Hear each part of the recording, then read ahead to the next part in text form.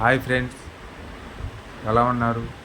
బాగున్నారా? బాగుండాలని కోరుకుంటూ మన తిరుపతి తాతయ్య గుంట గంగమ్మ తల్లి జాతర ఈ నెల మే 5వ తారీఖు మంగళవారం సాటింపు అయితే జరుగుతుందండి.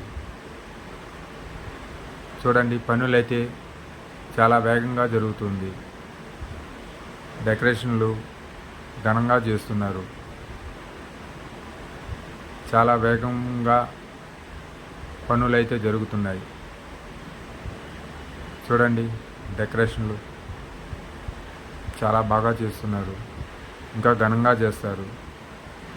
జాతర అయితే ఘనంగా జరుగుతుంది.